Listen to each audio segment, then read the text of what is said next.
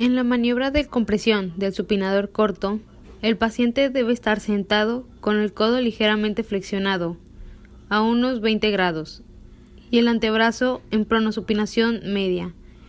El examinador deberá colocarse al frente del paciente. Con una mano sostiene el codo y con la otra deberá agarrar la mano del paciente. El sujeto debe tratar de extender y pronar el antebrazo contra la resistencia que ofrece el examinador. Un hallazgo positivo es la sensación de parestesia percibida a lo largo del trayecto del nervio mediano a su paso por antebrazo y mano. En la prueba de Fallen, el paciente debe estar sentado, con los codos apoyados en la camilla y los antebrazos perpendiculares a la misma, y en posición neutra de pronosupinación. El examinador debe quedar frente al paciente. Con una mano fijará el codo y de este modo con la otra cogerá la otra. Se debe ejecutar pidiéndole al paciente que lleve el antebrazo a supinación. Esta maniobra es resistida por el examinador. Es positivo cuando hay aparición de dolor o alteraciones sensitivas en la región correspondiente al nervio interóseo posterior. En la prueba de Watson, el paciente deberá permanecer sentado con el codo apoyado sobre la camilla y el antebrazo pronado. El examinador deberá permanecer frente al paciente, tomando su mano a nivel del metacarpo y llevando la muñeca a una inclinación cubital y ligera extensión. Deberá colocar el pulgar de la otra mano sobre el polo distal del escafoides y con el resto de los dedos completar la presa sobre el tercio distal del radio. La ejecución de esta prueba deberá realizarse de manera que el examinador movilice de modo pasiva la mano del paciente hacia la desviación radial y la ligera flexión, manteniendo una presión constante sobre el escafoides. Es positiva cuando hay aparición de un chasquido doloroso, secundario a una subluxación dorsal palpable y reductible del escafoides, producto de su inestabilidad. En la prueba de Bunnell, el paciente deberá estar sentado y el dedo valorar en extensión. El examinador deberá estar frente al paciente. Con una mano mantiene la articulación metacarpofalángica en ligera extensión.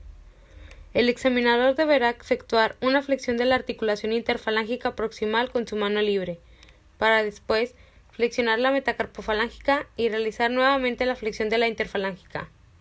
Un hallazgo positivo para esta prueba es el déficit de la flexión de la articulación interfalángica proximal, mientras la metacarpofalángica permanece en extensión. Si la flexión interfalángica total se produce con ligera flexión metacarpofalángica, puede existir una contractura en la musculatura intrínseca. En la prueba de pinchamiento, el paciente deberá estar sentado con el antebrazo en la mesa.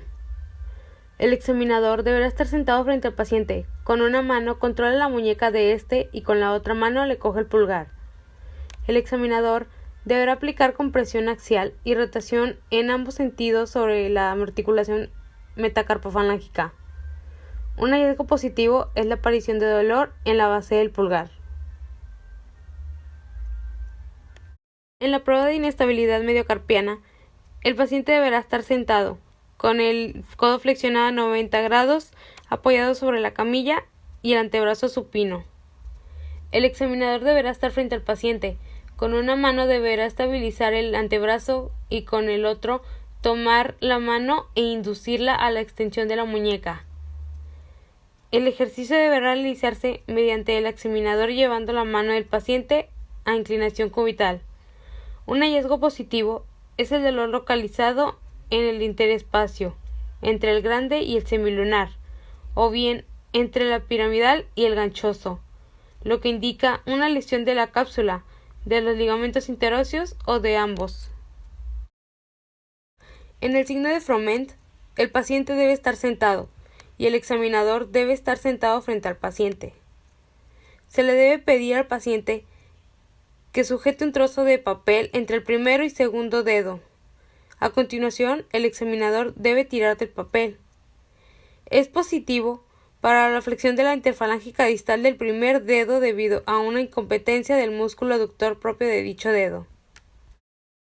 En la prueba de percusión, el paciente debe estar sentado y el dedo estudiar en extensión.